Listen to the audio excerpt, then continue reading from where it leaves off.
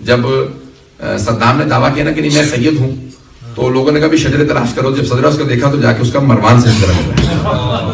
پتہ نہیں بات پہنچی ہے نہیں پہنچی. جانے گرامی بعض اوقات انسان کیسے گناہ کرتا ہے, آل محمد تو کتنا بغض و کینہ رکھتا ہے کہ نسلوں میں وہ بغض و کینہ منتقل ہوتا ہے. جانے گرامی اسی لیے کہتے ہیں کہ کچھ بھی ہو جائے بعض اوقات چھوٹی چھوٹی نیکیاں ہیں وہ نسلوں میں منتقل ہوتی ہے. آپ نے دیکھا ہے ایک اکثر میں جاتا ہوں نا بعض تو کہتے ہیں کہ اس خاندان کی یہ خصوصیت ہے, یعنی خاندان کی پورے خاندان کی خصوصیت ہے. ان کا ہر فرد یہ مثال کے طور پہ مزاجن متوازے ہے, منکسر مزاج. ایسا ہوتا یا نہیں ہوتا؟ لوگ ہیں میرے ساتھ سننے میں آتا نا کہتے ہیں اس خاندان کے سارے لوگ ہمیشہ مسکراتے ہی رہتے ہیں, خوش مزاج ہیں. ایسا کہ ہمیں کسی ایک بزرگ نے وہ نیکی اپنائی ہوتی ہے کہ اللہ پوری نسل میں خون میں منتقل کر سکتا ہے. تو کوئی ایسی اپنے اندر صفت پیدا کیجئے کہ آپ کی نسلوں میں منتقل ہوتی رہے. پتہ نہیں میں بات پہنچا پا رہا ہوں. ایک ایسی آپ کے اندر صفت ہونی چاہیے کہ اگر آپ کے بچے آئندہ لکھا جائے تاریخ ہے ان میں یہ خوبی تھی تو منتقل ہو آپ سے. پتہ نہیں ہے یا نہیں. میں ایک اور جملہ پیش کرتا ہوں, سارے افراد کی توجہ میرے ساتھ. اگر کوئی کہے کہ نہیں نسلوں میں کیسے منتقل ہو سکتی ہے, سائنٹیفکلی بھی پروون ہے کہ آپ کے اندر ٹینڈنسیز ہوتی ہیں. یہ بچے کہتے ہیں باپ کے اندر غصہ تھا بچے میں آ گیا. توجہ رکھیے گا. جناب امیر سے پوچھا کہ مولا کیا بات ہے یہ ہم انسانوں کے اندر جس چیز سے منع کر دیا جائے اس کا تمہ زیادہ پیدا ہو جاتا. نہیں مجھے معلوم, میں آپ کو منع کرتا ہوں بھائی آج رات میری مجلس میں سوچئے گا. آپ پوری رات سو نہیں پائیں گے یہی سوچتے رہے مجلس کیوں نہ سوچوں. آپ کا پورا ذہن میری مجلس ہی میں رہے گا اگر میں منع کر دوں. پتہ نہیں توجہ ہے, منع نہیں کروں گا. یعنی انسان کو جس چیز سے منع کر دیا جائے انسان زیادہ اس کے متعلق سوچتا ہے. یا علی ایسا کیوں ہے؟ تو امام نے فرمایا الانسان حریص علی ما منع. انسان کو جس چیز سے منع کر دیا جائے اس کا حرص پیدا ہو جاتا ہے, اس کی گریڈ پیدا ہو جاتی ہے. کہ مولا کیوں؟ کہ یہ آدم جناب آدم سے پوری نسل میں آیا. یہ توجہ, کہ یہ جناب آدم سے پوری نسل میں آیا. اللہ نے جناب آدم سے کہا لا تقرب هذه الشجرة, اس درخت کے قریب نہ جانا, اس پودے کے قریب نہ جانا. بار بار وہیں جاتے تھے, کیوں نہ جاؤ؟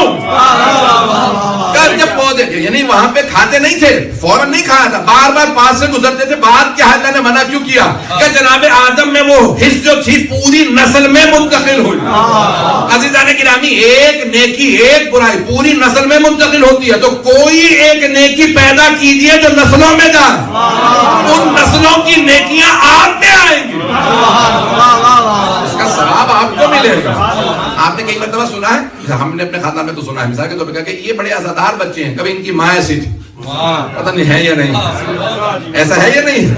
کہ یہ ان کا کمال نہیں ہے, ان کی ماں ایسی تھی حتیٰ کہ مجلس میں انگلی پکڑ کے بچوں کو سب سے آگے بٹھاتی تھی, بچوں میں منتقل ہو گئی تھی. اور پھر وہ بچوں ہی میں نہیں رہتی, وہ بچے اپنے بچوں کو منتقل کر دیتے ہیں. ماں چلی گئی, ان پڑھ تھی, لکھنا پڑھنا نہیں جانتی تھی, انگوٹھا لگاتی تھی, دستخط نہیں آتے تھے, لیکن پوری نسل کی مجلسوں کا ثواب لے گئی.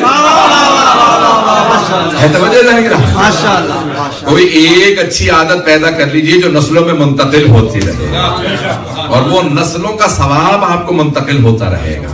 وہ نیکیاں اللہ کے ہاں ثواب کی کمی نہیں ہے. میں ایک واقعہ سنانا چاہ رہا ہوں, اگر سننا چاہیں گے. راوی اہل سنت کے راوی بہت بڑے محدث ہیں, وہ کہتے ہیں کہ ہم مدینے سے نکلے, احرام باندھے, اور مسجد شجرہ میں احرام باندھنے کے بعد نکل گئے مکے حج کے لیے. تو کہا کہ راستے میں دیکھا کہ ایک بی بی ہیں, پانی ختم ہو گیا راستے میں, گرمی مکے کی گرمی یا اس پورے حجاز مقدس کی.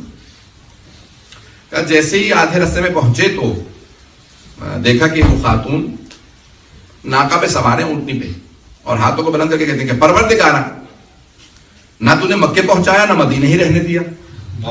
پتہ نہیں توجہ ہے, ان کا دعا مانگنے کا انداز سارا قافلہ رک گیا کہ یہ اللہ سے لڑ رہی ہے. کہ پروردگارا نہ تو نے مکے, بوڑھی خاتون تھی, کہ نہ تو نے مکے پہنچایا نہ مدینے ہی میں رہنے دیا, اگر تو نے راستے ہی میں مارنے تھا تو مدینے میں رہنے دیتا. اب لوگ کہنے لگے تعجب کریں, خدا سے لڑ رہی ہے, احرام باندھ رکھا ہے. تو کہا کہ پروردگارا اگر تو نے راستے میں پیاسا ہی مارنا تھا تو مجھے مدینے میں رہنے دیتا. اب تجھے واسطہ ہو میری نانی کا, یا تو پانی پہنچا دے یا مکے پہنچا دے. کیا سارے کا سارا مجمع دیکھ رہا تھا, گنہگار خود بھی ہو رہی ہے, ہمیں بھی گنہگار کر رہی ہے. کبھی سبھی دیکھ رہے تھے کہ اچانک دیکھا ایک دل ایک ڈول پانی کا نازل ہوا اسی کے پاس اس نے خود بھی پانی پیا, سارے مجمع کا پانی پلا. اب سب نے پوچھا کون ہے, کہ ابھی جرات نہ کرو, غضبناک ہے. کب مکے پہنچے تو وہ راوی کہتا ہے, سنت کا راوی کا, میں نے جا کے پوچھا کہ آپ نے کس کا واسطہ دیا, نانی کون ہے آپ کی؟ کہ میرا نام مسکا, میری نانی کا نام تھا فردا. کہ وہ جناب سیدہ کی کنیسی, ہمارے خاندان میں عادت ہے جب پریشان ہوتے ہیں تو اپنی نانی کی خدمت کا واسطہ دیتے ہیں.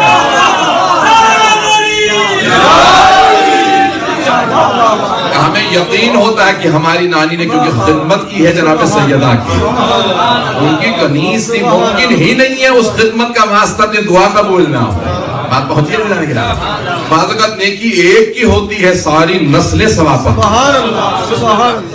ایک جناب جابر بن عبداللہ انصاری ہیں, صحابی رسول ہیں. اللہ بعض اوقات اتنا پسند کرتا ہے کسی کے فعل کو, جن سے حدیث قضا کی روایت ہے کہ نسلوں میں کبھی کوئی شیخ مرتضی انصاری بنتا, انہی کی نسل سے شیخ مرتضی, شیخ اعظم انصاری حضرت جابر.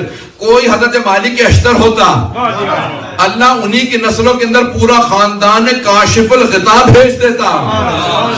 جعفر کبیر, شیخ جعفر کاشف الغطا, حضرت مالک اشتر کی نسل. یہ سارے جتنے بڑے بڑے علماء ہیں کاشف الغطا کے نام سے, سب ان کی نسل سے ہیں. توجہ, بعض اوقات نیکی ایک کی ہوتی ہے لیکن پوری نسلوں میں کوئی نہ کوئی خوبی باقی رہ جاتی ہے.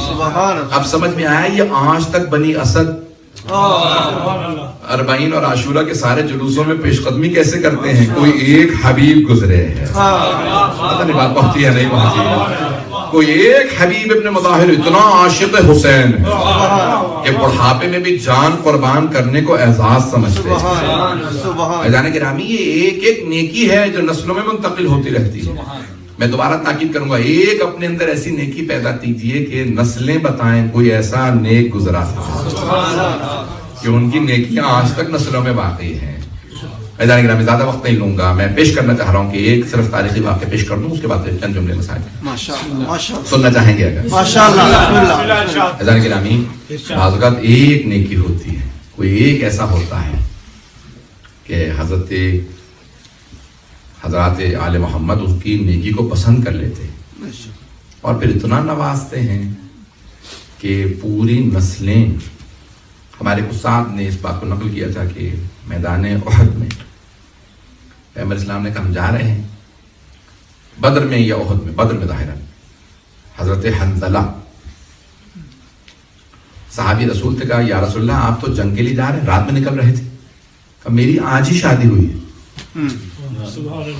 نام ہے صحابی رسول کا حضرت حنظلہ رضی اللہ عنہ, سنے کے نام آپ نے ماشاءاللہ.